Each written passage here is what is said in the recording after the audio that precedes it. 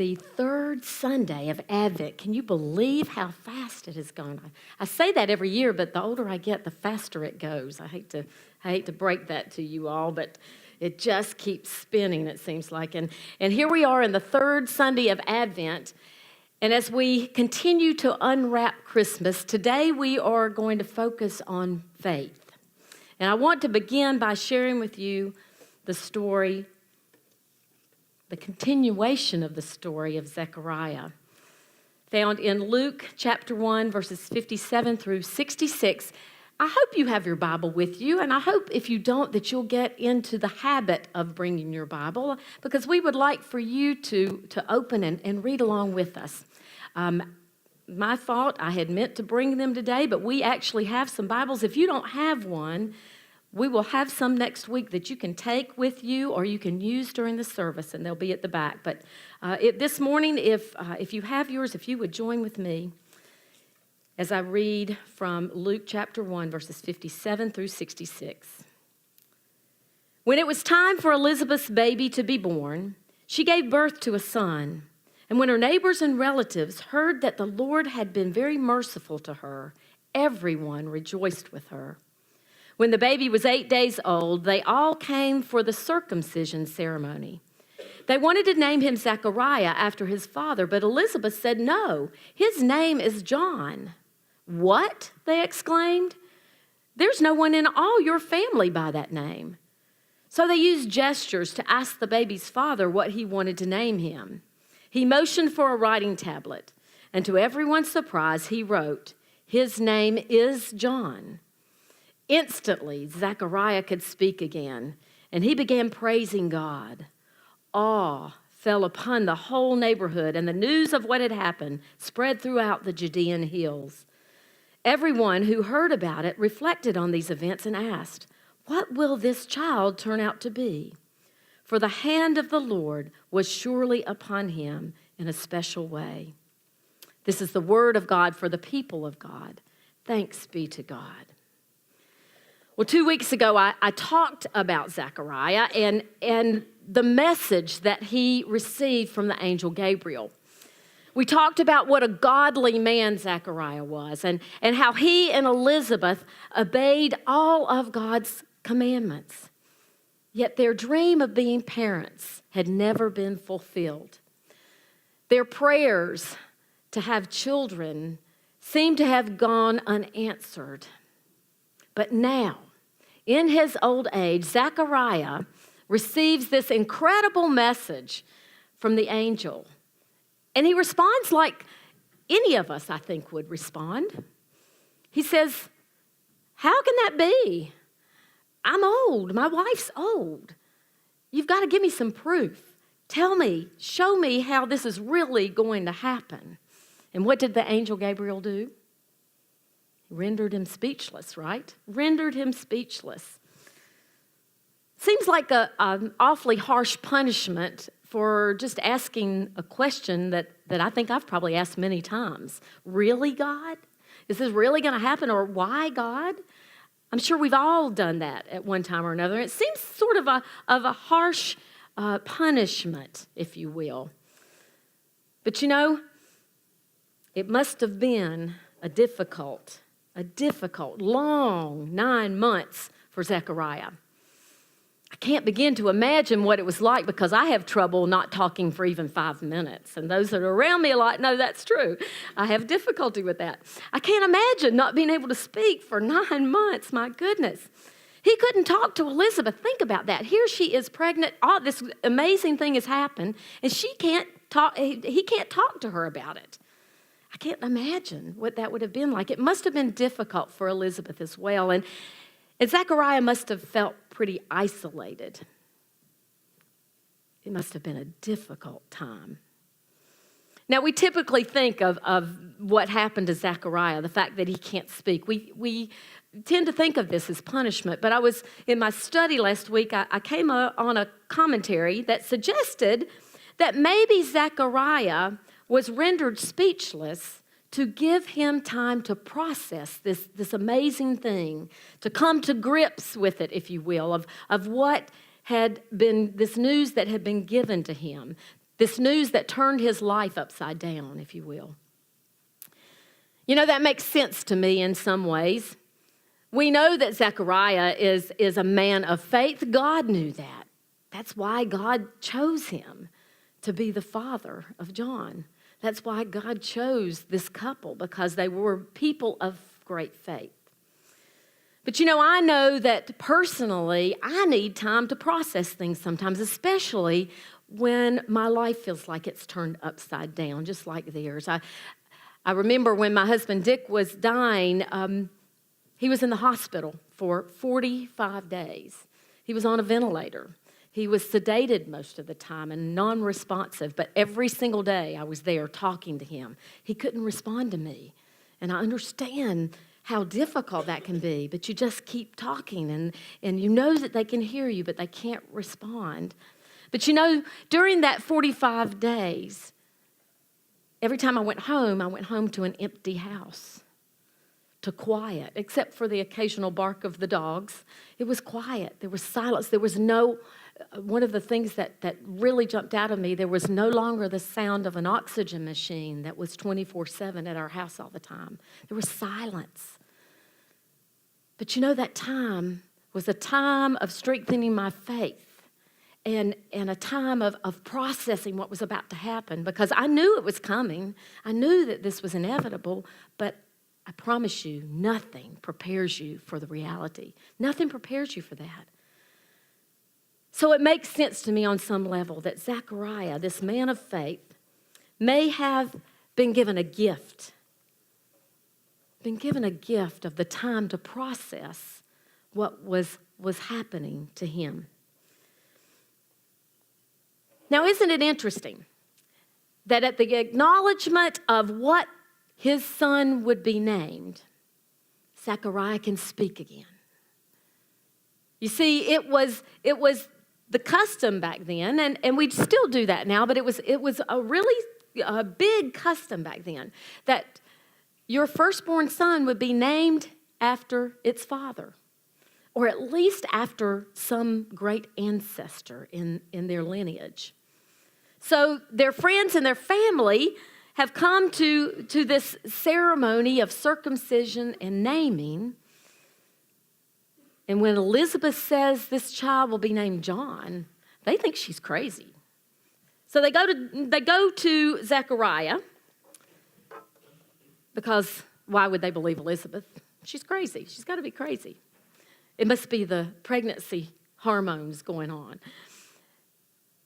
And you know, I'm sure that Zechariah, in the dreams he had of having a child, of having a son, he certainly dreamed that son would be named after him, wouldn't he have?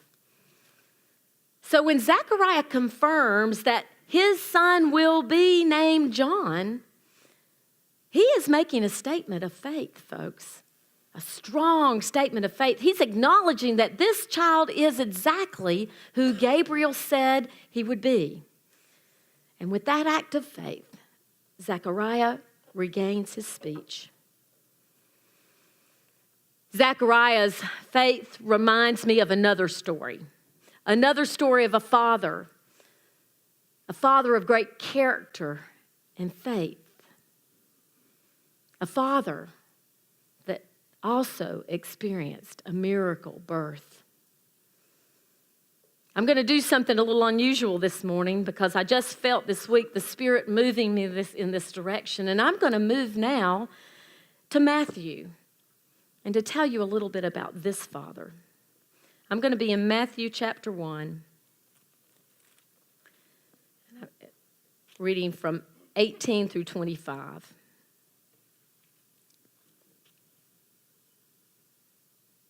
This is how Jesus the Messiah was born. His mother Mary was engaged to be married to Joseph. But before the marriage took place, while she was still a virgin, she became pregnant through the power of the Holy Spirit. Joseph, to whom she was engaged, was a righteous man and did not want to disgrace her publicly. So he decided to break the engagement quietly. Let's stop there for a minute. Mary was engaged to Joseph, but before they were married, she became pregnant by the Holy Spirit. And then period. That's where that verse stops. Then the next verse begins. Joseph, to whom she was engaged, was a righteous man, did not want to publicly embarrass her or shame her. So he decides to break off this engagement very quietly, kind of off to the side, under the radar, if you will. So think about it. Do you think anything else happened between those two sentences, from the end of the one to the beginning of the other?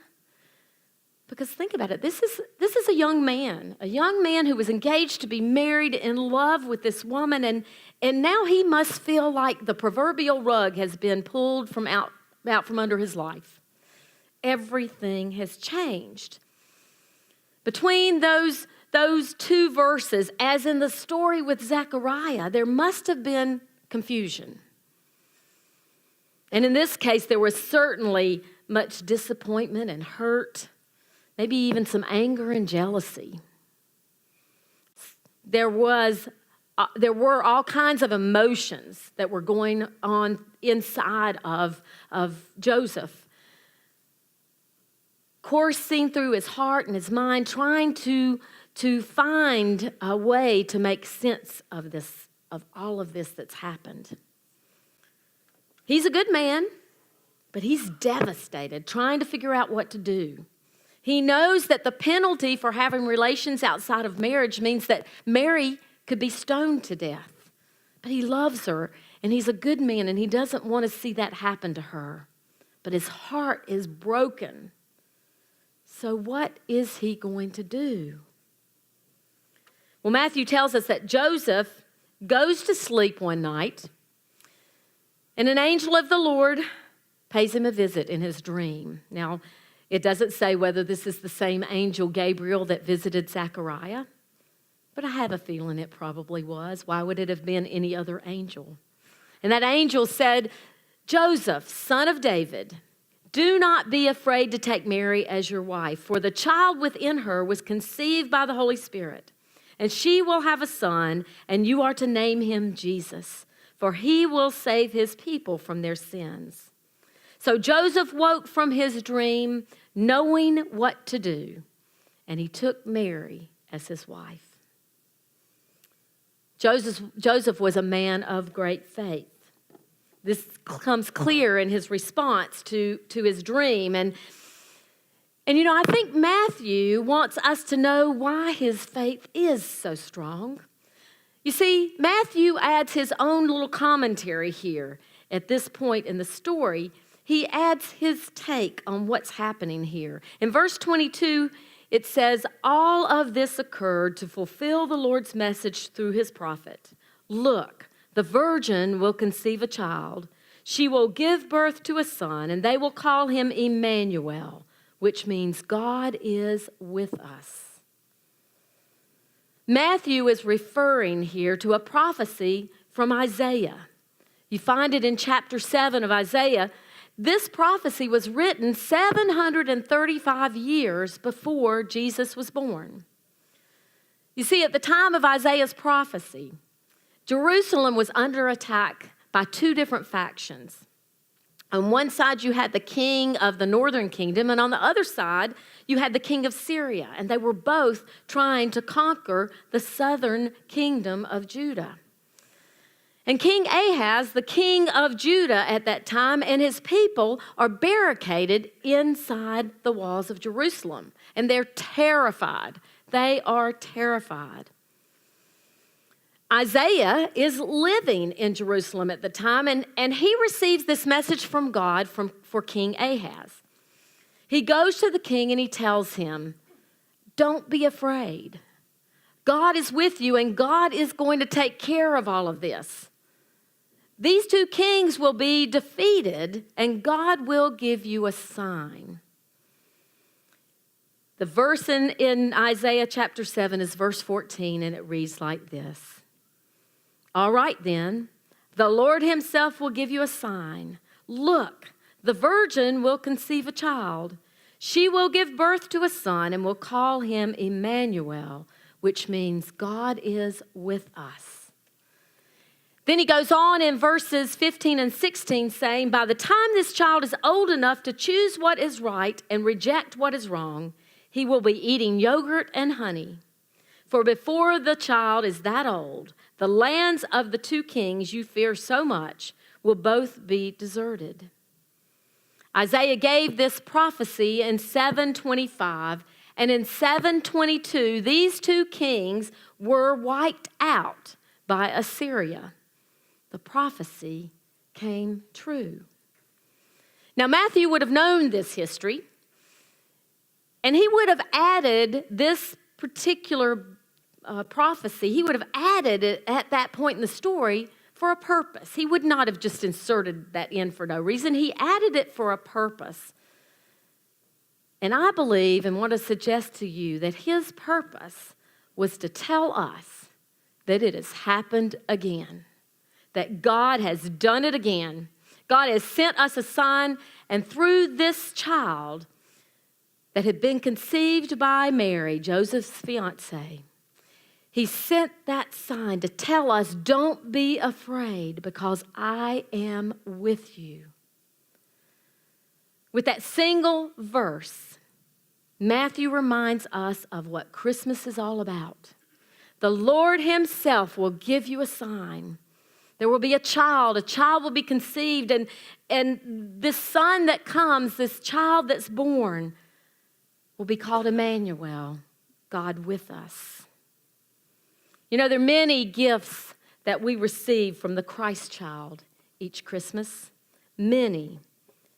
But you know, I think this one thing, in fact, I believe that this one thing is one of the greatest gifts of Christmas. This one thing is foundational in our faith. That Jesus was sent to remind us that we are not alone. That God has not forgotten us. That God is with us. And because of this, we don't have to be afraid. We don't need to be afraid. This was good news for Joseph. Joseph, whose life was in upheaval. And it's good news for us too. And you know, part of being a follower of Christ is having faith that God is always with us. He promises to never leave us or forsake us.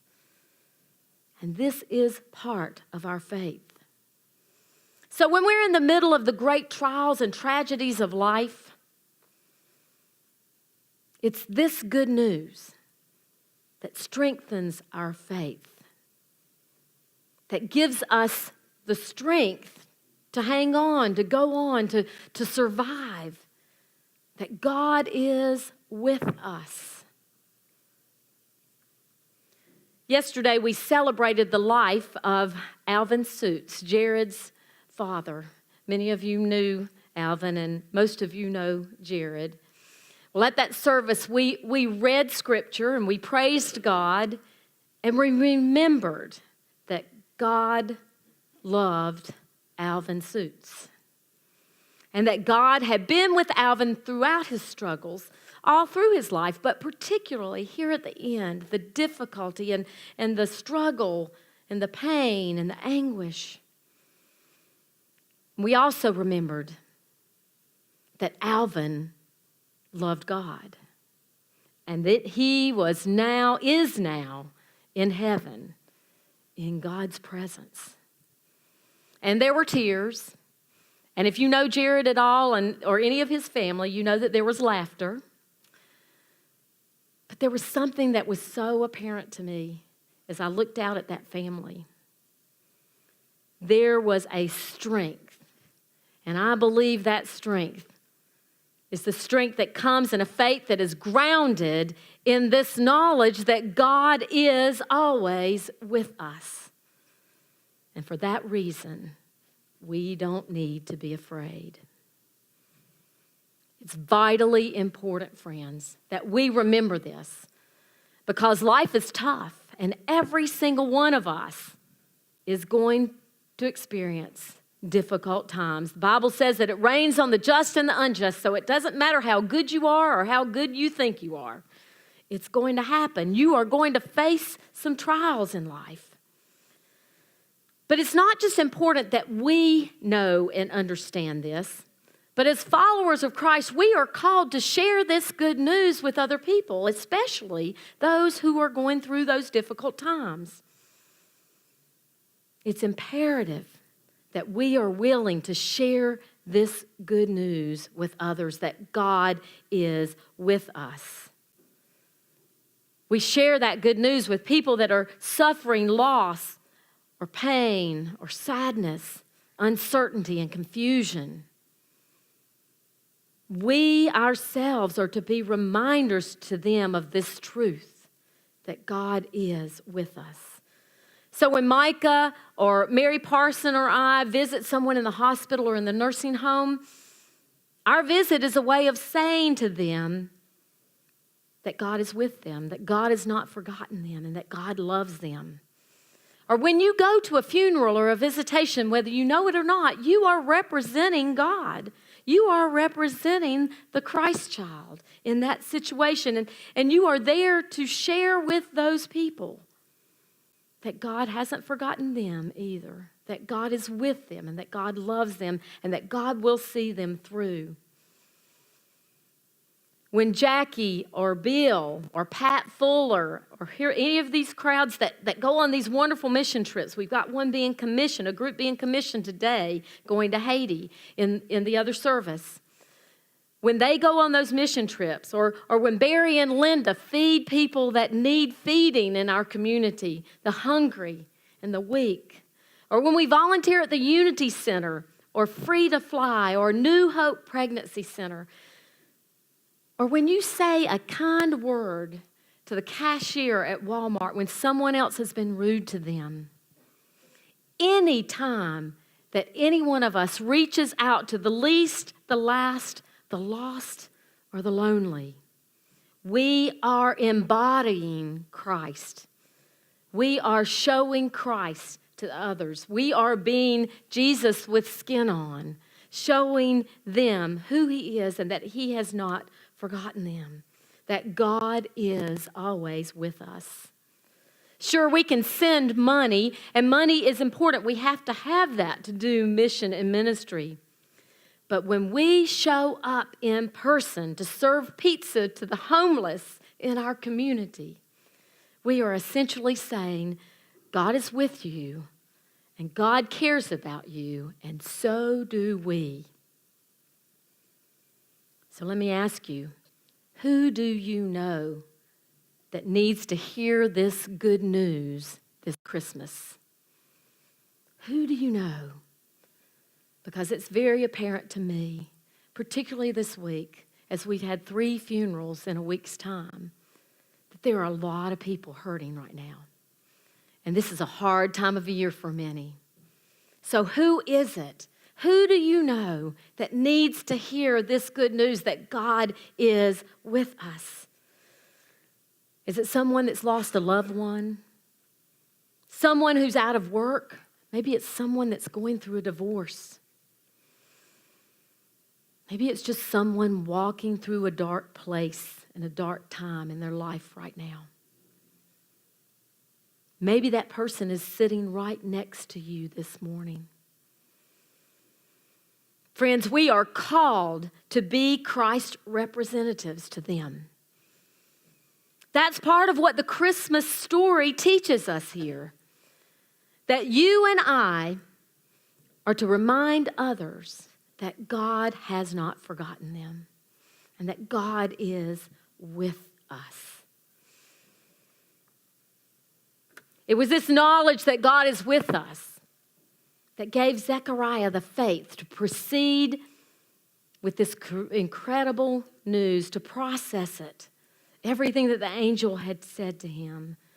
It gave him the faith to say, God has named my child John, and He will prepare the way for Emmanuel, God with us. And even in the midst of all his hurt and confusion, it was the knowledge of this good news that gave Joseph the faith to take Mary as his wife. And it's this good news that gives us faith to hang in there when our life seems to be falling apart. It's good news. Emmanuel, God with us. Because, friends, this world can be cold and dark and scary. And sometimes, like Zechariah and Joseph, our world gets turned upside down. But even in the middle of that turmoil, even in the deepest darkness, there is still this good news, this Emmanuel. And because of this good news, we have faith.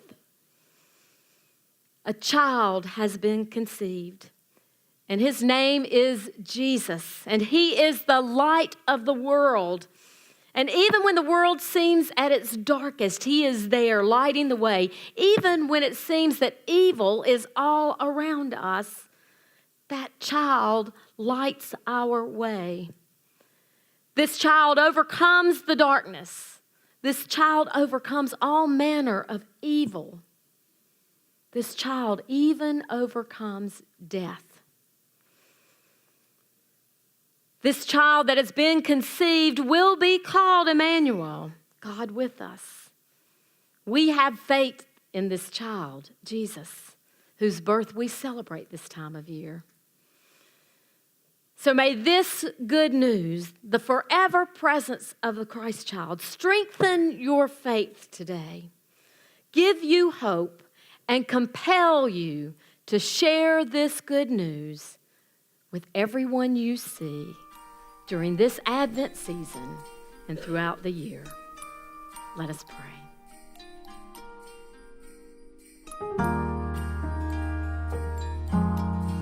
I'm going to be reading from Luke chapter 1, beginning at verse 57.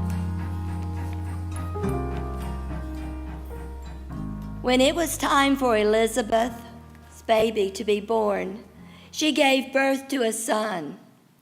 And when her neighbors and relatives heard that the Lord had been very merciful to her, everyone rejoiced with her. When the baby was 8 days old, they all came for the circumcision ceremony. They wanted to name him Zechariah after his father. But Elizabeth said, "No, his name is John." "What?" they exclaimed. "There is no one in all the family by that name." So they used gestures to ask the baby's father what he wanted to name him.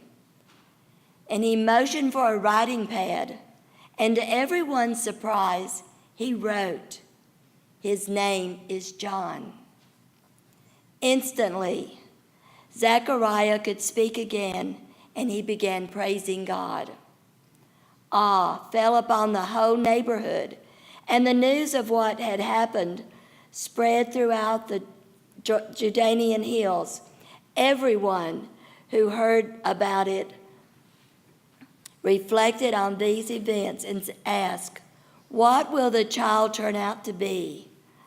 For the hand of the Lord was surely upon him in a very special way. This is the word of God for the people of God. Thanks be to God.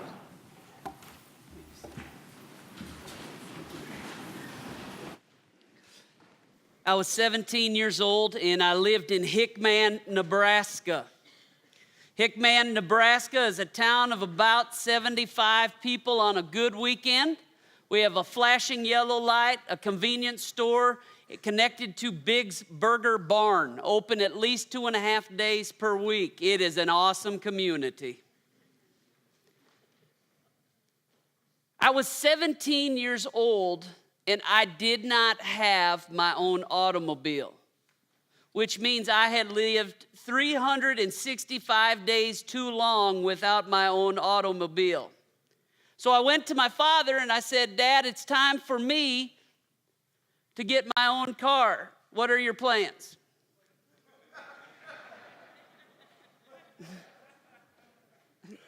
He responded just about as Alex Everly did right there. And he said, son, we don't have resources to get a third car. Are you crazy? And then he walked off. Now, sure, he'd come to his senses in a few short days, but he didn't. So a week later, I returned to my father and I said, Dad, I feel like we need to continue our conversation we started last week about that automobile. And he looked at me and he said, you're serious about this, aren't you? And I said, yeah. And he said, I'll get back to you. Now, whenever Dad says, I'll get back to you, that comes with a gigantic asterisk right behind it. I don't know what it always means, but I know it's going to be trouble. 3 days later, he called me into his study. He said, let's have a talk. I said, all right. Now, we lived out in the country. We had about 7 acres. We had horses. We had sheep. We had chickens. And our next door neighbor that lived just a ways down was a guy named John. Now, he had a real farm. I mean, a big, big farm. And on his farm, he had this barn. It was the size of the Tennessee Volunteer Stadium in Knoxville. I'm talking about a real barn, okay? So Dad sat me down and he said, Micah, I talked to our neighbor John. John's barn is in need of some painting. Are you interested? I said, yeah, Dad, I'm definitely interested. How much is he paying? He said, nothing. I said, Dad, maybe you don't understand how this whole deal works, right? We work, we get money, we go out and buy a Ferrari. Do you understand the progression? He said, come outside with me. We walked out and we walked through one of our pastures. We came to the backside of John's barn. And back there was like this 6-foot kind of weed kind of growing, right? It was just everywhere. But then Dad went and he pulled this weed down. And I mean, it's just,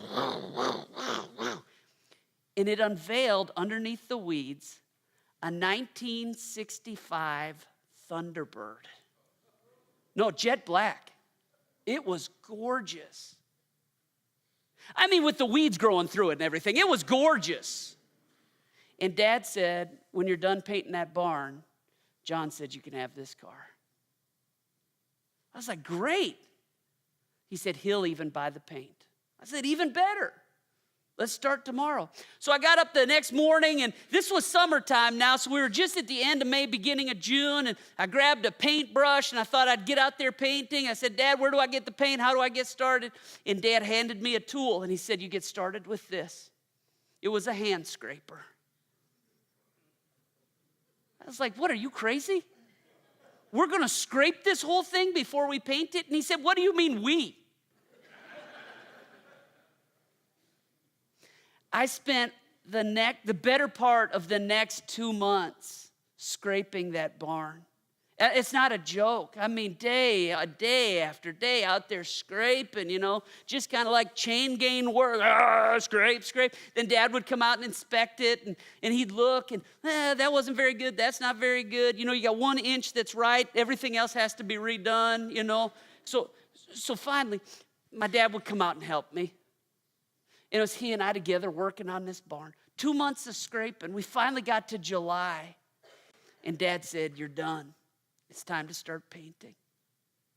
I had no idea how long painting took, especially on weathered barn wood, right?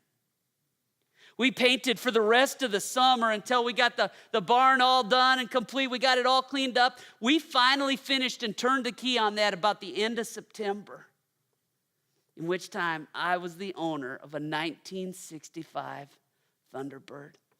My dad went over with a tractor. He hooked up a chain to it and pulled it by the frame, brought it back out. We put it in the driveway of our yard. I had the keys. I couldn't wait to take it in. See, I just turn it, hear that baby just turn over. Put the key in, turned it over, and it was dead crickets, baby, right there. Nothing. Now, do you know a 65 Ford Thunderbird? 300 horsepowers, 390 cubic inch engine, a V8. That baby should turn over. The truth is, the whole thing had to be rebuilt from the bottom up. I mean, it was a train wreck. But I had a plan in my mind. because in the spring was prom. Have you ever heard of prom before? Have you ever heard of that before? It's an event where you go and don't dance with girls. It's really a fascinating thing. No, you do. You don't dance at prom. Like the boys stand over here and talk, and the girls all go out and dance. I don't know what's going on. Maybe things have changed a little bit. I don't know. They have? You guys dance? Wow. I get it. Your parents are looking. I get it. Okay, I get it. I get it. I get it. I get it. Well, anyways, we started rebuilding this car. We pulled it into the garage. My mom took her Chevy Vega. Do you remember the Chevy Vega? Oh, yeah, it's like an aquarium on wheels, right? She parked it outside. Dad, we stretched out this tarp in the garage. We took like every part of the engine apart. We had it all spread out. We had these manuals, and we're reading manuals. There was no YouTube at the time, so we're just figuring it out. And I have to tell you, that year that I spent with my dad, some of the sweetest moments. Scraping a barn, painting a barn, learning how to rebuild a carburetor. It's just me and him. It was so different. You see, I was an unusual child. When I turned 17, I thought I knew more than my father. By the time I was 18, I knew that I knew more than my father. But for that year, it was just like we were there, me and Dad. Well, I got to get to the story, but prom came, and there was this girl named Amy, and I really wanted to ask Amy to the prom. I had no chance. She was a cheerleader, and my dad said, well, if the Thunderbird doesn't work, you can use my Chevy Silverado pickup truck, right? But I knew if I got the Thunderbird ready, I knew Amy would go. I told her, I said, Amy, I got this car, it's coming. Would you go to prom with me? And she said, if your car's ready in time, I will. Well. Long story short, my dad worked overtime with me. We got the car ready to go. And the very first trip of the 65 Ford Thunderbird was prom night. I picked up Amy and we drove into town. Now, Hickman's too small to have a prom, so we drove into the big city of Lincoln, Nebraska. We had rented a huge meeting hall and we had the huge party there. I was on the prom committee. I was in charge of the streamers. I had them all over the place.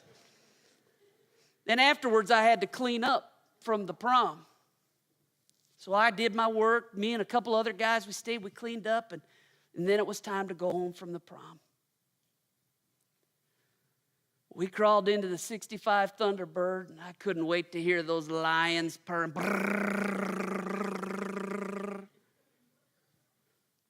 And I knew, man, it's been a good night. I turned the engine, and the car starts up, it's purring. When all of a sudden, this fog just comes over downtown Lincoln. It's the foggiest night I've ever seen in my life. The problem was this, I couldn't even see out the windshield to drive, and I looked back, wondering if I was even going to be able to back out of my parking spot. But the problem was, the fog was only in front of me and not behind me. And I'm telling you, this was a fog you couldn't see through, but crystal clear out the back window. I said, what's going on here, Amy? This is weird. And she said, I don't know. So I said, I need to investigate a little bit. So I stepped out of the car, and sure enough, there is just smoke billowing out the engine hood right there. I mean, everywhere. I said, this is bad. I got to pop the hood. I pulled the release, lifted up the hood. And the second that I did, oxygen from the outside engulfed where the engine was and where that carburetor was sparking up. And in seconds, the entire engine was engulfed in flames. I just yelled out to Amy. I said, Amy, get out of the car. And she said, I've taken off my shoes. I have to get my shoes. I said, Amy, get out of the car. She said, I think my purse is in the back seat. I have to find my purse. I said, Amy, get out of the car. You're going to die. And I finally went and got her, and I pulled her out. And as we took 3 steps back, just this engulfing flame. In that moment, I'll never forget that night as long as I live. I came to 2 real realities that were pretty tough for a 17-year-old. The first one is this. Sometimes our dreams really die a very visible and tangible death. Can I say that again? Sometimes our dreams die a very visible and tangible death. And the second part is this. Sometimes when dreams die, there's nothing left to replace them.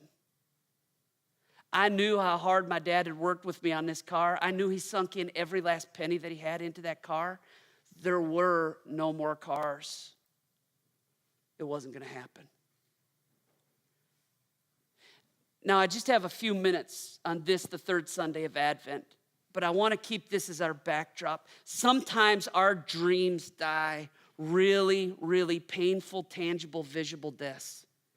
And secondly, sometimes there is no prospect, no future, and no hope that seems to be there to replace them. Because the reality is, many people in this world, me too, have engaged a life or a season or a moment where a dream has died, where an expectation or a hope was not fulfilled, and it became painful, unlike you can imagine. And I'm not just talking about getting a Ferrari when you're 17, but I'm talking about marriages. I'm talking about relationships. I'm talking about parents and children. I'm talking about vocations. I'm talking about dreams that we had for retirement. I'm talking about health issues. And they all just get up into this big bag. And when those dreams die catastrophic deaths, it leaves a wake of sadness and sorrow. And the question becomes, what can Christmas speak into those deaths and those broken dreams and those empty expectations? Mary read this beautiful text about Zechariah. We know Zechariah and Elizabeth's story, and that is their story. Please remember, they were very old and they had no children of their own. Elizabeth was far beyond the age of conceiving a baby. And God steps in through a presence of an angel and speaks over Zechariah and says, your wife will conceive a child and you shall give birth. This is the second half of that story. Now Elizabeth has given birth to a son. And the shame, the embarrassment, the inability to conceive that the community has placed upon her, the unspoken rumors that are in the community, there must be something wrong with her, have now all been erased. And they bring the baby to be circumcised. Listen. And Elizabeth says, we're going to name him John. This is again another shock to the entire community. Why would you do that? Why wouldn't you name him Zechariah? He should be the one that carries his father's tradition. He's the one who comes and will now live inside of the family line. He will carry the family name, Zechariah, and he will continue to be a part of the family. He'll grow up with you, and you'll have these tender moments, and you'll be this beautiful, loving family, and you'll live happily ever after. But Elizabeth says, no, we're going to name him John. So they did what any great religious community would do. They said, shh, you woman, be quiet. Let's go to the man instead, right? Because that's what we do, right? And they say, Zechariah, what are you going to name him? And Zechariah doesn't say, we're thinking about the name John. Zechariah doesn't go, we'd like to use the name John. He grabs a tablet and listen what he says. He writes, his name is John. Recognizing that God has already spoken to Zechariah, recognizing that God already has a plan for this baby. And in doing so, you know what Zechariah also recognizes? That this son is simply an heir and a gift from God. He realizes, and it says it even at the end of this text, that John will go on to fulfill a very meaningful but a very difficult life. He will go on to become a great speaker, reviled by some, ostracized by many. He will go on to make a smooth path in the midst of rugged terrain inside of a spiritual landscape of Jerusalem. And in doing so, he's going to ruffle the feathers of the Roman government. And because of it, Zechariah, your son, will be executed in the most gruesome and painful way. You see, it wasn't the dream that most of us would have for our sweet babies to be born and to live this beautiful, fulfilled life. But Zechariah said, I trust God and I will have faith. It reminds me a lot of Joseph, this other father that we hear about in the Christmas story, but we all too often forget. Do you remember Joseph? Joseph was a carpenter. The Greek word is tekton, a master carpenter, a trade-skilled professional, one who was responsible for a community and work inside of that community. He had a reputation, and people respected him. All of a sudden, his engaged, betrothed fiance turns up pregnant, but he knows that he's never been with her before. He knows probably what everybody inside of the community is thinking. Joseph, why is that girl pregnant if you've never been with her? Either you violated the law or she violated the law. Either way, Joseph, this looks really bad for you. Joseph, a man whose family probably had saved and put together a dowry to pay for the betrothal engagement with Mary, taken the last of their resources and planned for countless years that Mary and Joseph would be married. And now Joseph's reputation in community shot. And the Bible says that Joseph was a good man, so he would dismiss Mary quietly and move on with his life. Can you imagine the pain of that broken dream? Can you imagine the pain of that humiliation and the other skilled tradesmen that would speak to him and say, what's going on with that Mary? What did she do? What did you do? What's going on? Give me the real scoop behind that story. Imagine having to face the daily scrutiny in Nazareth about what really happened. But an angel shows up to Joseph and says, do not be afraid, Joseph. Take Mary as your wife, for the baby that grows inside of her is God with skin on, Emmanuel, God incarnate. And he's come to save his people. Now, it's easy to read the Bible and go, oh, yeah, we see it, right? If that was you in Bradley County, 2018, could you handle it? I don't know. But here's the point. Joseph acted by faith.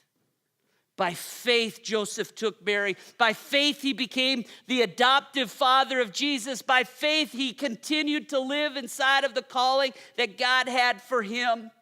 And by Joseph's faith, Jesus was born and raised and brought to a place where he could be the Savior of the world. I got to close up. But here's the struggle for the third week of Advent. We live in a time of unbelievable, catastrophic loss. It seems like our world is growing ever more polemic by the second. It seems like relationships that used to be easy and natural and understandable just seem to crumble day in and day out. It seems like the hope that we used to have for certain things, we can't even hold on to that hope anymore. We're just trying to daily get by. And when those dreams die, it takes us into a very lonely place. in a place that we struggle with for a very long time. What's the answer? I believe it's faith.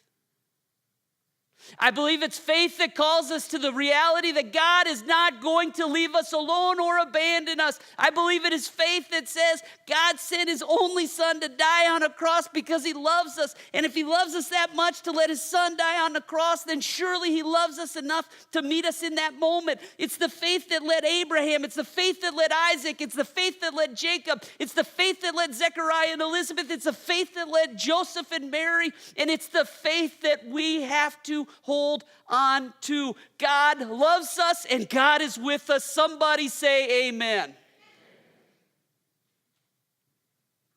I rode home from prom with my principal.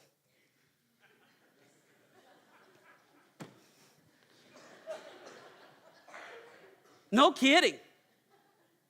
Oh, Amy and I in the back of his station wagon. Got to the door. You know, I was like, hey, I'm going to walk her to the door. Care to ride around the block for a minute here, you know? Thank you, Mr. Principal. Walked her to the door. Handshake, right? We never had another date again, you know. Surprise.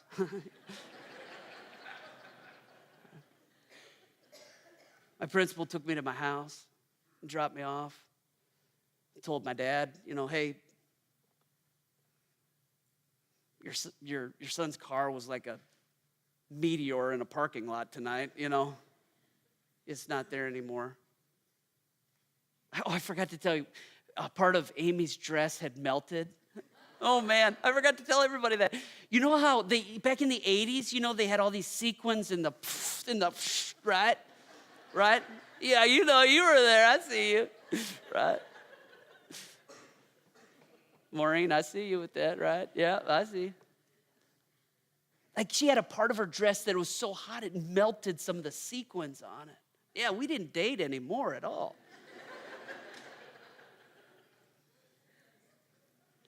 So he dropped me off at my house, told my dad, and I'll never forget this. And I'm going to close with this. My dad said to me, Micah, go take off. I forget what I was wearing, if it was, you know, a suit or a tuxedo. I think it was just a coat and tie. He said, go put on blue jeans and a t-shirt. And so I went and changed, and he said, get in my truck. So I got in his truck, and we drove from Hickman. We went back into town. We went and found the car. Dad wanted to see it too. And I'll never forget my dad crying when he saw it. This is a huge part of his love and investment in me that died in that car that day. And I think he knew he couldn't get me a new car. And we loaded back into the truck and we went to Perkins, which is a 24-hour pancake place. We had pancakes and strawberries and whipped cream. We sat there probably for an hour and a half, and we told stories about scraping the barn and when we had dropped a bucket of paint. And I was just back at that barn in a moment. I'm going to be honest with you, all the pain of that car had been replaced by the incarnational moment with my dad at Perkins. And then I remember he kissed me on the forehead. He said, Micah, it's going to be okay. We'll find a way. God loves you. It's going to be okay. Hold on by faith. Get to the table with God. Share a pancake with him. Stay deeply in love with him and let faith be the guide. I promise you, he will dine with you. I promise you, he will love you. I promise you, it will be okay. But by faith, carry on. In the name of the Father, and of the Son, and the Holy Spirit. God bless you all. Amen. Let's stand together and sing.